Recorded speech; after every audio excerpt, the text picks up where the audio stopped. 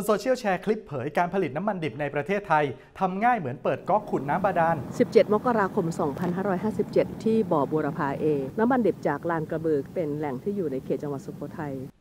ชัวร์เหรอศูนย์ชัวร์ก่อนแชร์สำนักข่าวไทยอสมทนำคลิปนี้ไปสอบถามกรมเชื้อเพลิงธรรมชาติกระทรวงพลังงานครับบ่อน้ำมันในคลิปนี้มีจริงเหรอครับสถานที่ในคลิปมีอยู่จริงแต่ว่าให้ข้อมูลผิดพลาดที่พูดชื่อแหล่งลานกระบืออยู่ที่จังหวัดกำแพงเพชรคลิปนี้คือแหล่งบูรพาแต่ปัจจุบันเนี่ยไม่ได้ผลิตแล้วเพราะแหล่งนี้มีปัญหาในตัวหลุมเขาบอกว่าน้ำมันดิบที่นี่ขุดง่ายไม่ได้ยุ่งยากไม่ได้ลำบากเจาะกันง่ายๆดูดกันสบายๆเหมือนเปิดก๊อกน้ำกรอกใส่รถก่อนที่จะเอาขึ้นรถเนี่ยมันต้องผ่านกระบวนการนำเสนอเนี่ยเลือกที่จะถ่ายเฉพาะตอนที่เอาน้ำมันดิบที่เสร็จเพื่อจะส่งไปลงกันมันก็ทำให้เกิดความเข้าใจคลาดเคลื่อนของประชาชนว่ามันผลิตง่ายเท่านี้แหละค่ะคือการลงทุนไม่มีตัวปั๊มไม่มีเครื่องใดๆทั้งสิ้นมีแต่เครื่องเปิดก๊อกกับปิดก๊อกเท่านั้นเองมันลำบากยังไงคะต้นทุนสูงยังไงคะอยากให้ข้าราชการกระทรวงพลังงานตอบคำถามนี้กับประชาชนค่ะอุปกรณ์ที่ใช้เอาน้ำมันดิบขึ้นมาเนี่ยราคา57 ล้านบาทเป็นกระบวนการเจ็ตปั๊มดูดมันขึ้นมาค่าใช้จ่าย100,000 กว่าบาทต่อหลุมต่อวันแล้วก็ไปผ่านกระบวนการเอาพวกน้ำเอาพวกของเสียออกไปก่อนได้คุณภาพแล้วก็จะมาใส่ถัง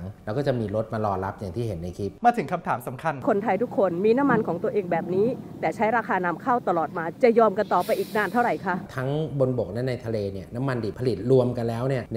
150,000 บาร์เรลต่อวันแต่เราใช้เนี่ย1 ล้านบาร์เรลต่อวันเพราะฉะนั้นที่เหลืออีก 850,000 บาร์เรลต่อวันเนี่ยต้องนำเข้าขุดในประเทศได้เท่านี้ก็เต็มที่แล้วน้ำมันที่ผลิตในประเทศจากแหล่งบนบกเราใช้ในประเทศทั้งหมดกระทรวงพลังงานเนี่ยก็ผลักดันให้หาแหล่งมากที่สุดเพื่อลดการนำเข้าแต่ตอนนี้ก็ได้แค่ 15% จากการใช้นอกจากน้ำมันดิบที่ผลิตเองไม่พอใช้แล้วราคาก็ยังอิงราคาตลาดโลกมันไม่ได้ว่าผลิตจากซาอุดิอาระเบียหรือผลิตที่ไทยราคาจะถูกหรือแพงกว่ามันเป็นราคาตามคุณภาพน้ำมันเขาบอกว่าแค่เพราะไม่แก้พรบเป็นไปตามพรบปิโตรเลียม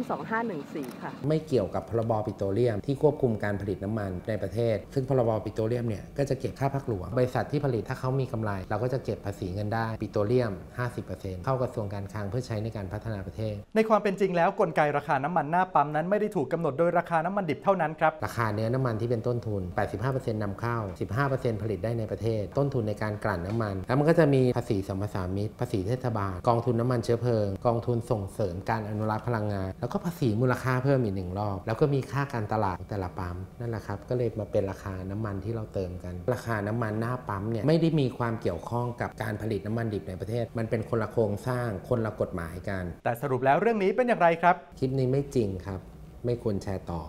ข้อมูลที่คลาดเคลื่อนทำให้ผู้ฟังเข้าใจผิดและส่งผลให้ผู้พูดเสียเครดิตในระยะยาวนะครับยังมีอีกหลายเรื่องน่าสงสัยบนสังคมออนไลน์หากได้รับอะไรมาอย่าเพิ่งแชร์ต่อร่วมตรวจสอบไปด้วยกันกับชัวร์ก่อนแชร์ก่อนที่จะแชร์ข้อมูลอะไรขอให้มีการวิเคราะห์สังเคราะห์ให้ดีมีข้อมูลที่มาที่ไปเพราะถ้าไม่นั้นแล้วสังคมจะเข้าใจคลาดเคลื่อน